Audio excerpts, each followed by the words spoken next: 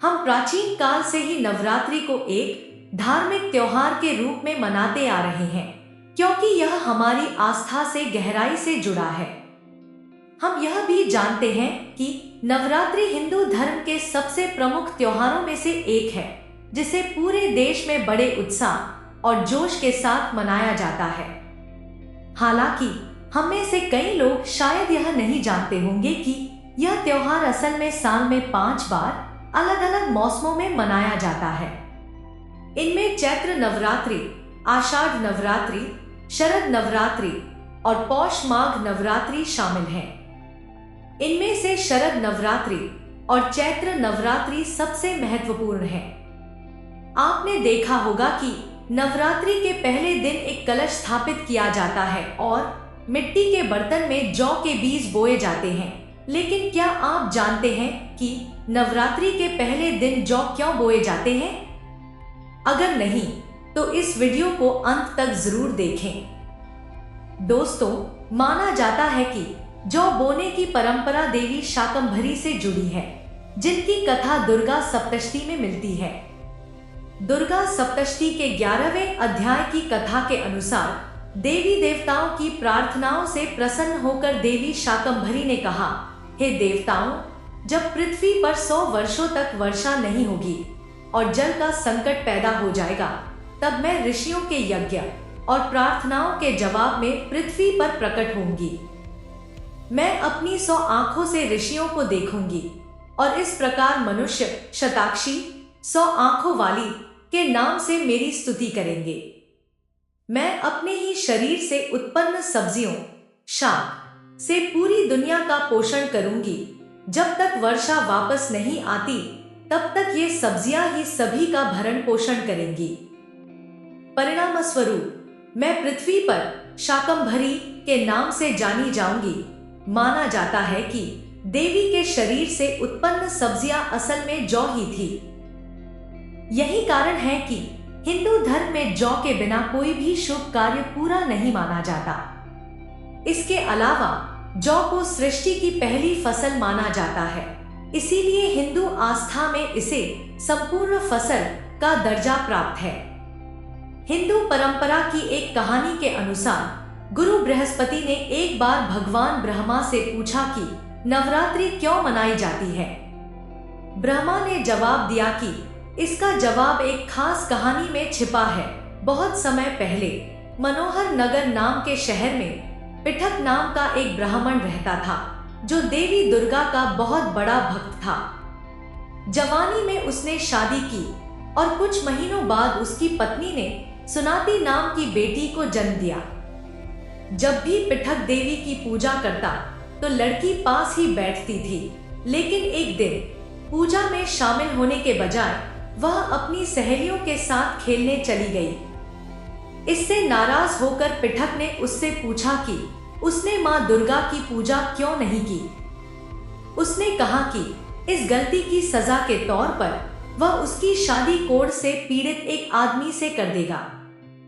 सुनाती को अपने पिता की बातों से बहुत दुख हुआ, लेकिन उसने जवाब दिया, पिताजी, मैं आपकी बेटी हूँ और आप जैसा चाहें वैसा कर सकते हैं। अगर मेरी किस्मत में कोढ़ से पीड़ित पति लिखा है, तो मैं क्या कर सकती हूँ।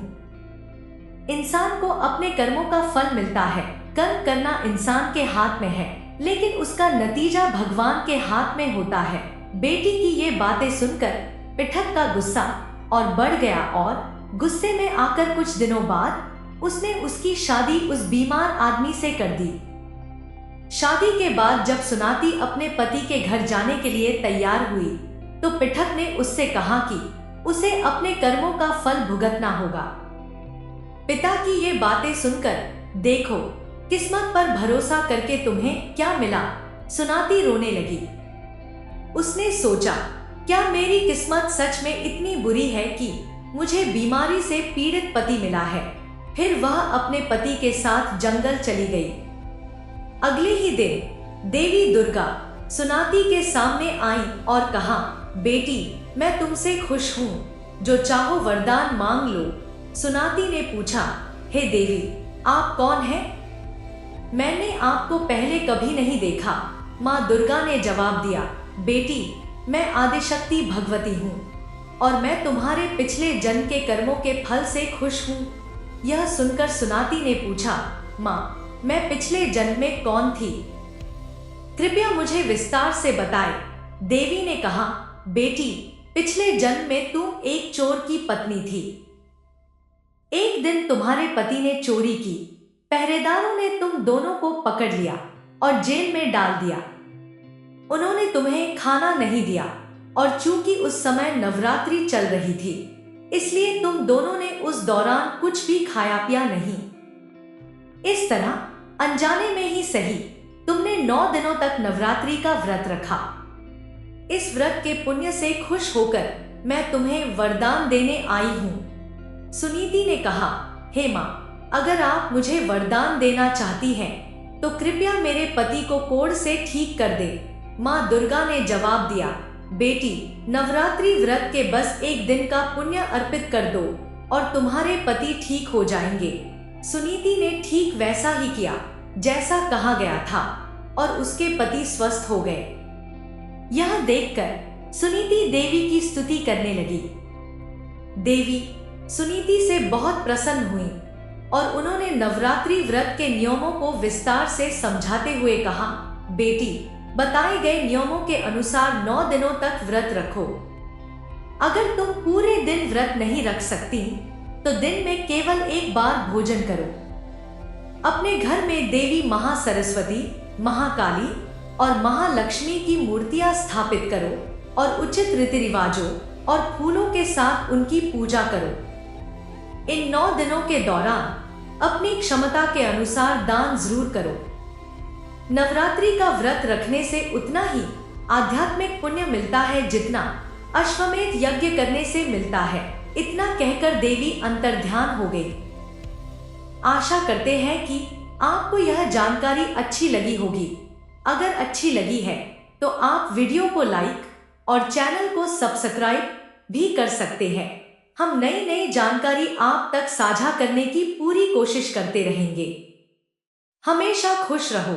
भगवान आप पर कृपा बनाए रखे। जय मां लक्ष्मी।